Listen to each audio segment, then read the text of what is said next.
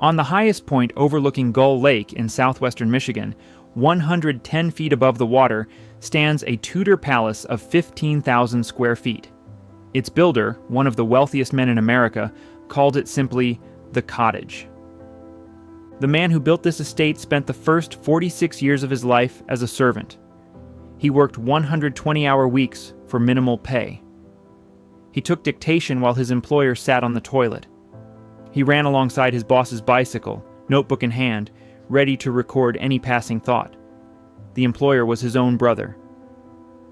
In 1906, everything changed. The servant became a titan of industry. The invisible bookkeeper built a company that would put his signature on breakfast tables across America and around the world. By the time he constructed this lakeside palace in 1925, W.K. Kellogg had become a household name. His brother, the famous doctor who had once treated presidents and titans, was suing him for the right to use their shared family name. The two brothers would fight in court for years. They would barely speak for decades. And in the final days of the older brother's life, a letter of reconciliation would arrive at this very house. W.K. Kellogg never opened it, not until it was too late. This is the story of cornflakes, family betrayal, and the price of success. And hey, if you enjoy these deep dives into old money history, press the join button below and become a channel member. It really helps us keep making these documentaries. Alright, let's get into it. It begins here, at the cottage by the lake. Chapter 1, Gull Lake. In 1925, W.K. Kellogg was 65 years old and finally rich beyond imagination. His cornflakes company was producing 120,000 boxes every single day. After a lifetime of poverty and servitude, he decided to build something for himself. He chose a spot 15 miles from Battle Creek, at Gull Lake. The property sat on the highest elevation overlooking the water, covering 32 acres with 1,600 feet of private shoreline. Kellogg hired the architectural firm Benjamin & Benjamin from Grand Rapids to design his retreat. He wanted something that looked like it had stood for centuries. The architects delivered a neo-Tudor masterpiece.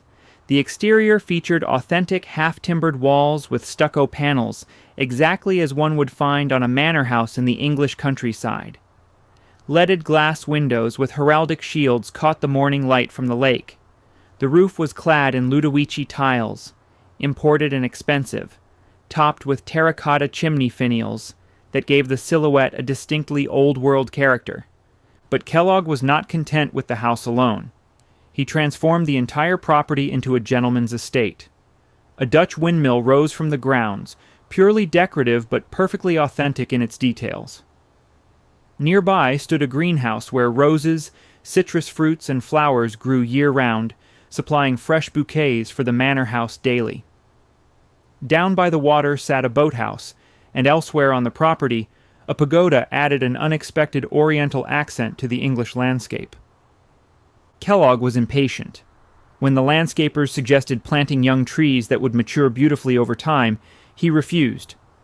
"At my age," he told them, "you can't wait for trees to grow."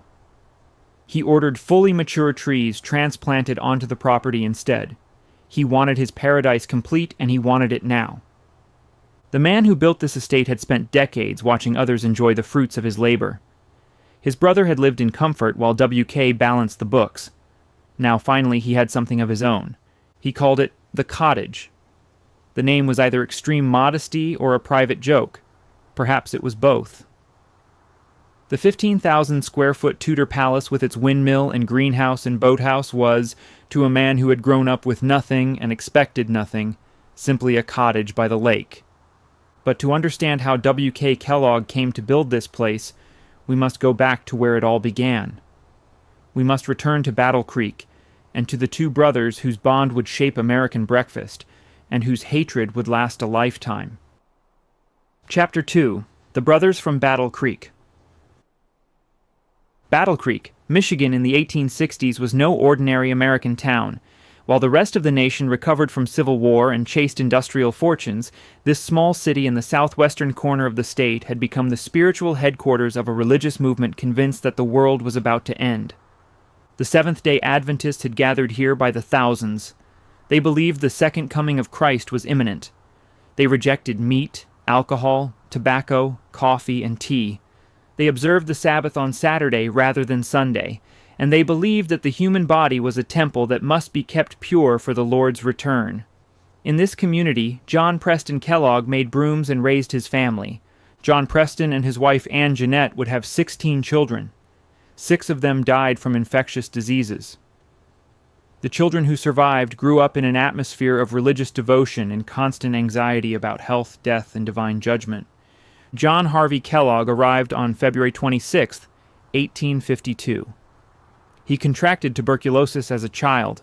His left lung would remain largely useless for the rest of his life. But what he lacked in physical robustness, he made up for in intellect. The Adventist church leadership noticed him early. They saw potential. They decided to invest in his education. 8 years later, on April 7, 1860, Will Keith Kellogg was born. He was the 7th of the 16 children. From the beginning, his path diverged sharply from his older brothers. Where John Harvey was celebrated, Will Keith was overlooked. Where John Harvey received sponsorship and opportunity, Will Keith received chores and low expectations. The problem was his eyes.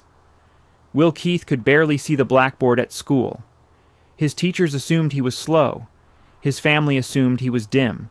Nobody thought to check his vision. The boy who would one day build a business empire spent his childhood labeled as the family's disappointment. At 13, Will Keith dropped out of school. His father put him to work selling brooms door to door. The teenager learned to pitch products to skeptical housewives, to handle rejection, to calculate margins and manage inventory. His brother was headed to medical school. He was selling brooms. John Harvey's trajectory could not have been more different. The church sent him to study at the Hygiotherapeutic College in New Jersey, then to the University of Michigan Medical School, and finally to Bellevue Hospital Medical College in New York City. He returned to Battle Creek in 1876 as a fully credentialed physician, 24 years old, ready to take charge of the Adventist health institution that would make him famous. The Western Health Reform Institute had been founded a decade earlier to put Adventist health principles into practice. It was struggling. The church elders needed someone with vision and medical credentials to transform it. John Harvey Kellogg was their man. He immediately renamed it the Battle Creek Medical Surgical Sanitarium. The word sanitarium was his own invention, a combination of sanitary and sanatorium. The San, as everyone came to call it, would become the most famous health resort in America. That same year, 1876, 16-year-old Will Keith Kellogg walked through the doors of his brother's institution. He was not there as a patient. He was there as an employee.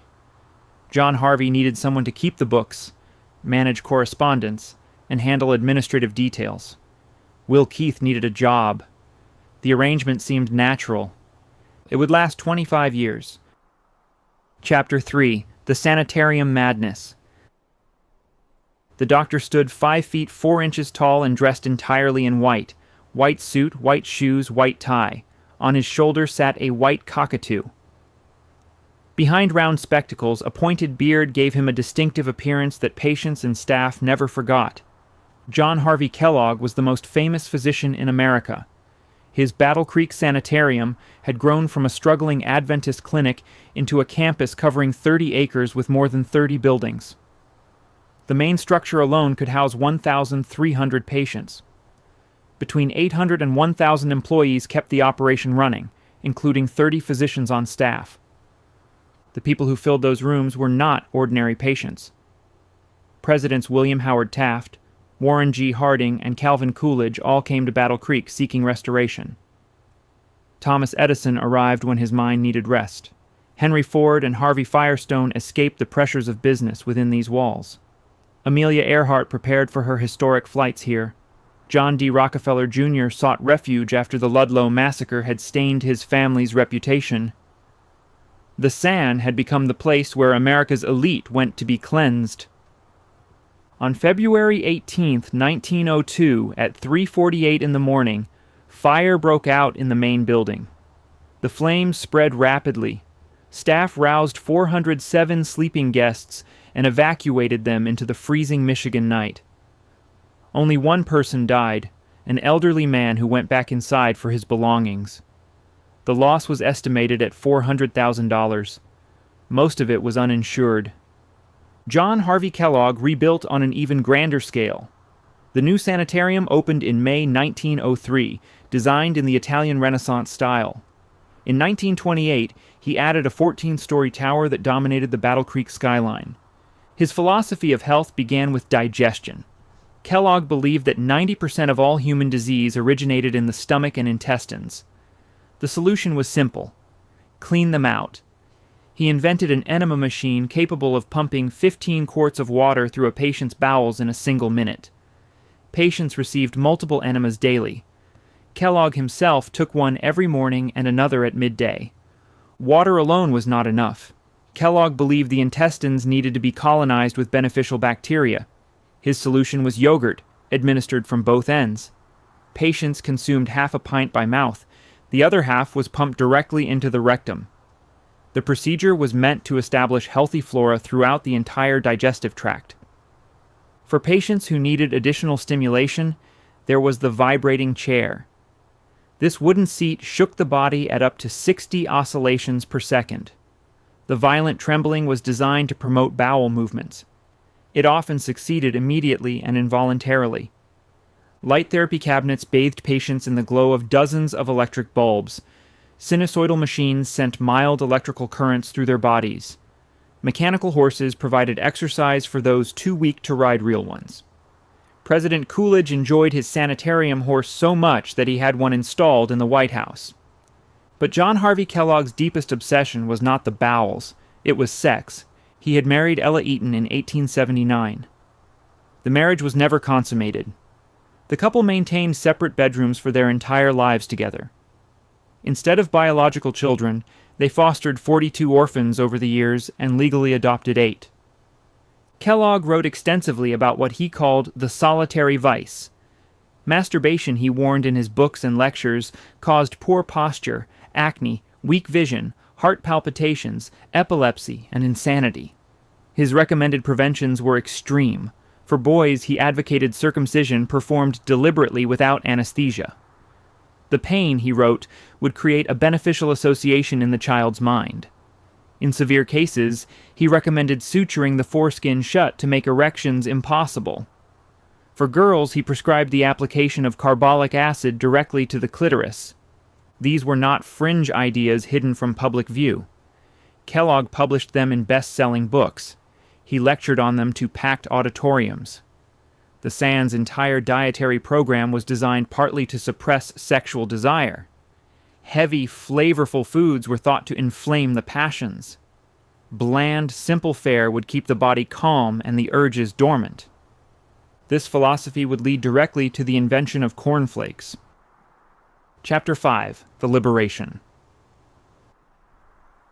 In 1884, W.K. Kellogg wrote in his diary, "I feel kind of blue. I am afraid that I will always be a poor man the way things look now."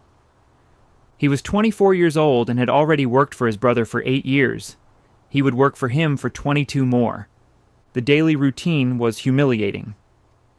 W.K. arrived before dawn and rarely left before midnight. He managed the books, handled correspondence, scheduled appointments, ordered supplies, and supervised staff. He worked 120 hours per week. His salary was minimal. But the work itself was not the worst part. The worst part was how his brother treated him. John Harvey Kellogg expected his younger brother to be available at all times in all circumstances. When John Harvey rode his bicycle around the sanitarium grounds, W.K. had to run alongside, ready to record whatever thoughts the doctor might have.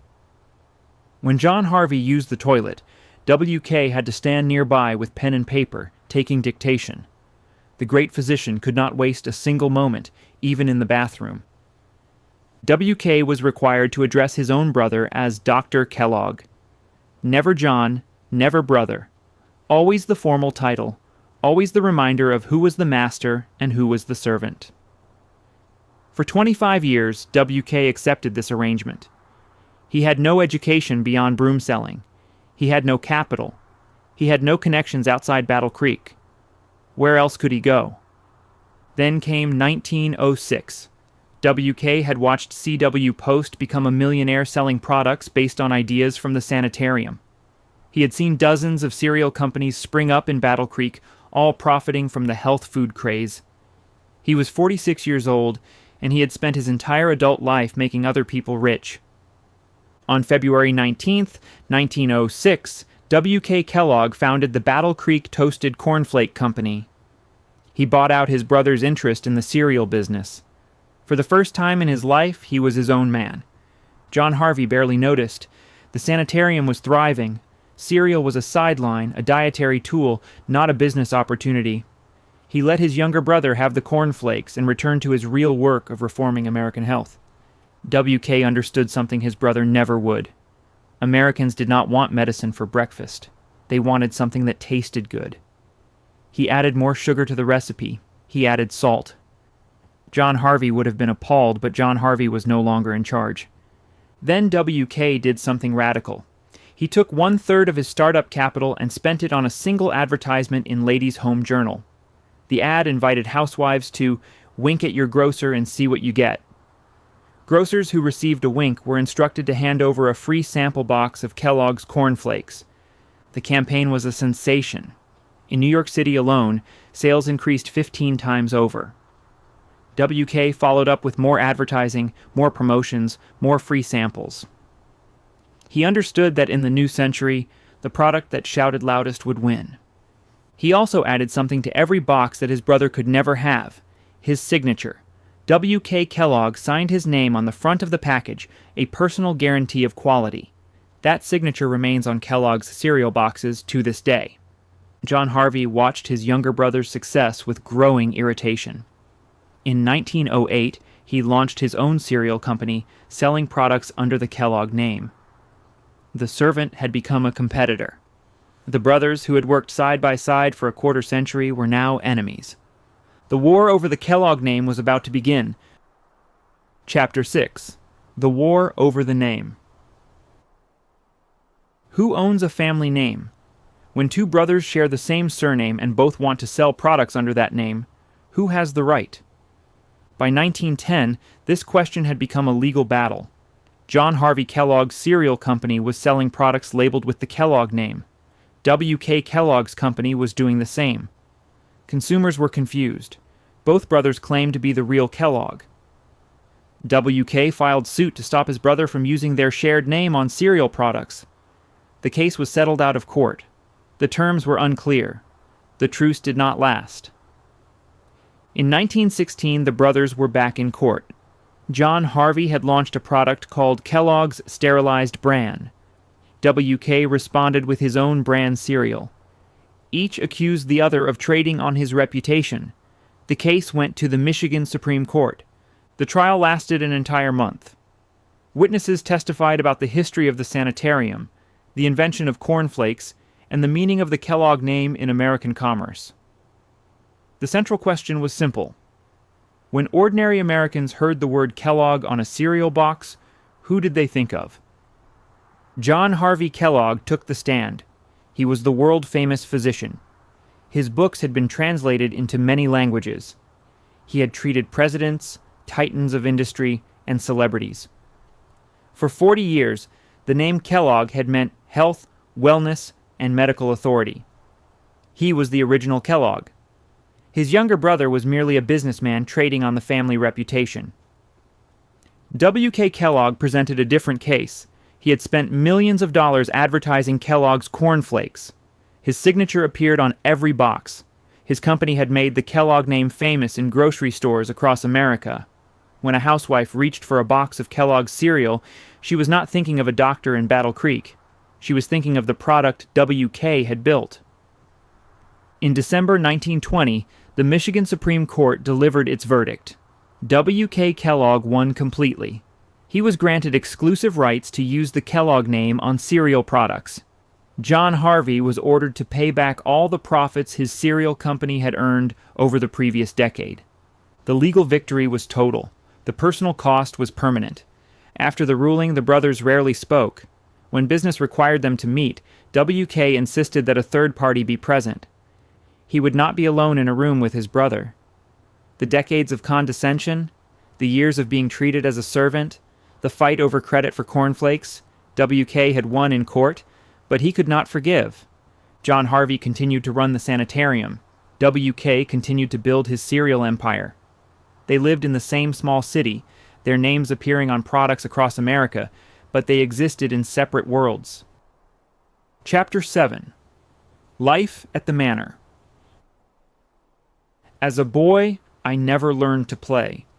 W.K. Kellogg said this late in life, looking back on a childhood without games, without leisure, without joy. His Seventh-day Adventist upbringing had left no room for frivolity. His years as his brother's servant had left no time. Now, at 65, he had built a palace where play might finally be possible. He did not move there alone. In 1918, 6 years after his first wife Ella died, W.K. had married Dr. Carrie Staines. She was a physician who had worked at the Battle Creek Sanitarium. In 1926, she moved with him into the completed manor house at Gull Lake. The estate became a summer retreat for the extended Kellogg family. Grandchildren arrived for long visits. They played games in the billiard room while their grandfather watched. They explored the grounds, ran across the lawns, and splashed in the lake. W.K. had never experienced such things as a child. Now he could watch a new generation enjoy what he had missed. His own pleasures were quieter. W.K. loved silent films. He installed a projection system at the manor and hosted regular movie nights for family and guests. In the darkness of his private screening room, the man who had spent decades balancing ledgers could finally sit still and be entertained. Almost immediately after moving in, the Kelloggs deeded the property to the city of Battle Creek, with a specific instruction. It should become a place where all of Battle Creek may forever play. The gift came with a condition. W.K. and Carrie retained a life lease, allowing them to remain in residence for as long as they lived.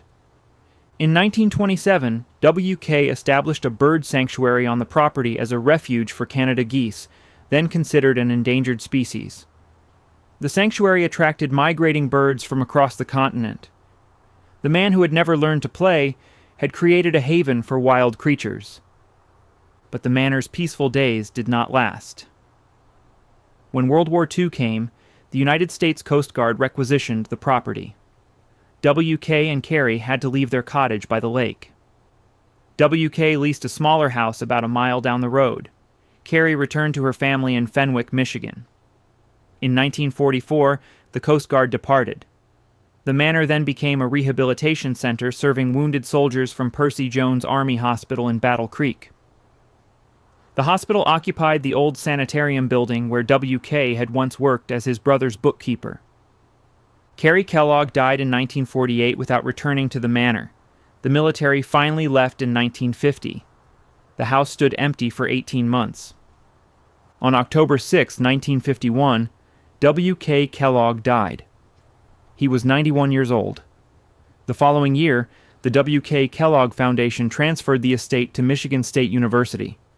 It became the Kellogg Gull Lake Biological Station, used for research and education. The cottage by the lake had served many purposes: a gentleman's retreat, a family gathering place, a military installation, a rehabilitation center, a research station. W.K. Kellogg built it to create the childhood he never had.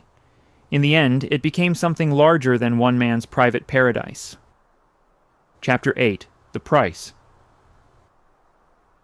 In 1913, W.K. Kellogg's grandson Kenneth fell from a window. The boy survived but suffered permanent disabilities. He would require care for the rest of his life. Watching Kenneth struggle affected W.K. deeply. This one tragedy would shape the rest of his legacy. 12 years later, W.K. faced another family crisis. His son, John Leonard, had worked for the company for 17 years. He invented the wax paper lining that kept cereal fresh inside the box. He developed All-Bran and held more than 200 patents. He was the heir apparent. In 1925, W.K. fired him. The reasons were personal, not professional.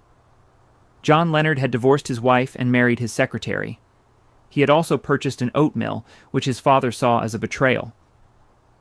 WK could not tolerate disloyalty. He cut his son out of the company and out of his life. Father and son did not speak again. In 1930, at the height of the Great Depression, WK established the WK Kellogg Foundation.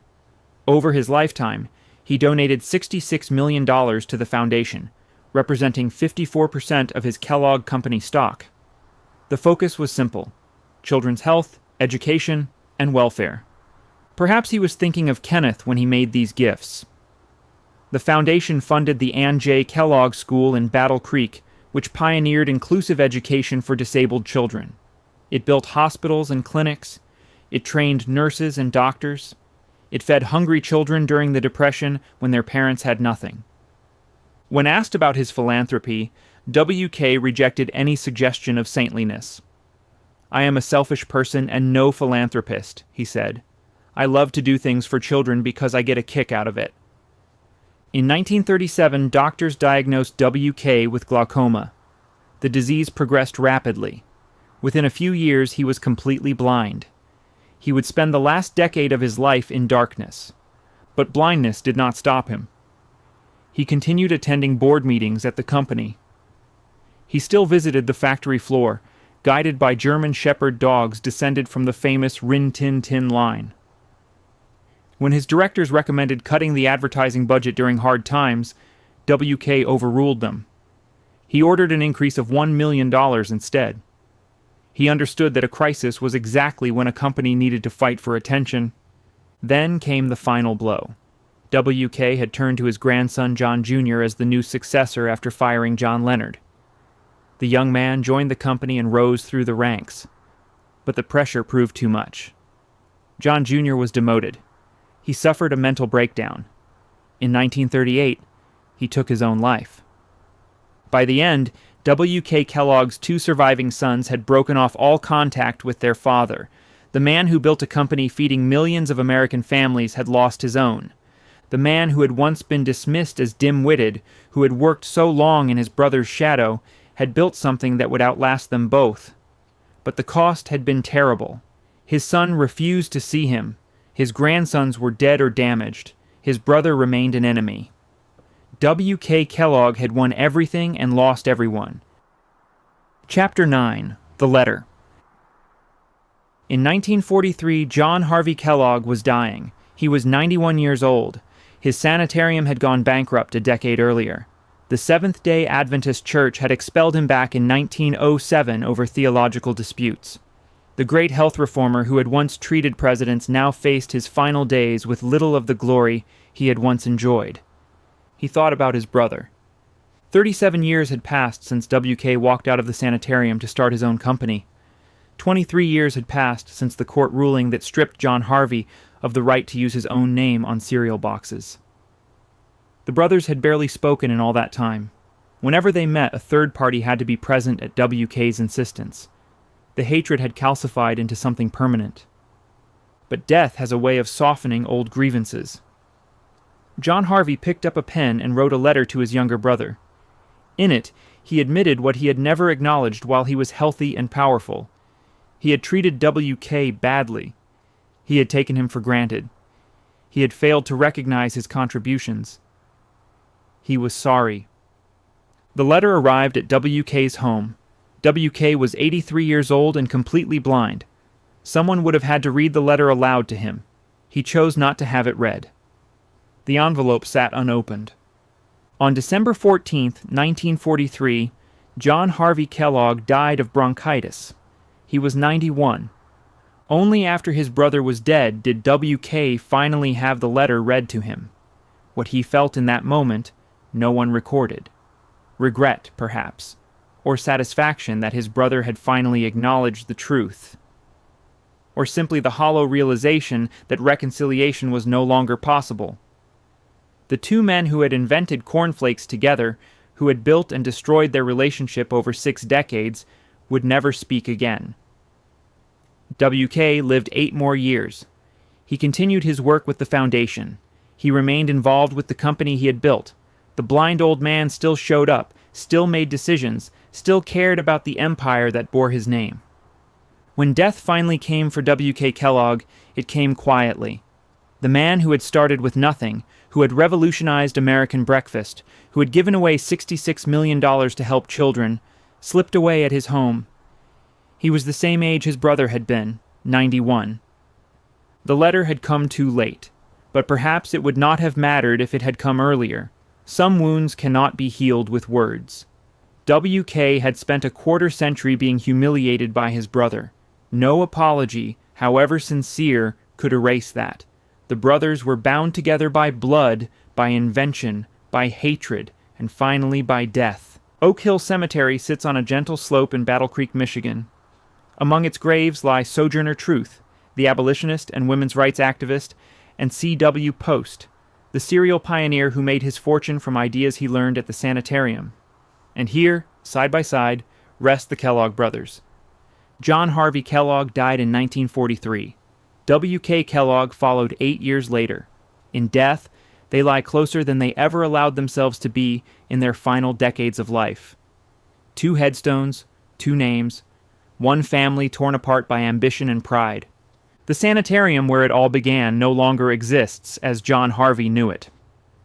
The grand building became a military hospital during World War II, then a federal center. The patients stopped coming long ago. The enemas and vibrating chairs and yogurt treatments are remembered now only as curiosities from a stranger era of American medicine. But the cottage by the lake still stands. The Tudor Manor at Gull Lake, where W.K. Kellogg watched his grandchildren play and screened silent films in the evenings, has been preserved. Students and researchers from Michigan State University walk the grounds where the serial king once planted fully grown trees because he could not wait for saplings to mature. And the signature endures. Every morning, in kitchens across America and around the world, people reach for boxes bearing the name W.K. Kellogg wrote over a century ago. They pour cornflakes into bowls without thinking about the brothers who invented them, the decades of humiliation that preceded them, or the family that was destroyed in their wake. W.K. Kellogg once wrote in his diary that he feared he would always be a poor man. He was wrong about that. He became one of the wealthiest men in America. He gave away $66 million to help children he would never meet. He built a company that still feeds millions. But he was right about something else. As a boy, he never learned to play, and as a man, he never learned to forgive. The letter from his dying brother sat unopened until it was too late. The reconciliation never came. The brothers are together now in the Michigan earth, their graves just feet apart. The war over the Kellogg name is finally over. Neither of them won.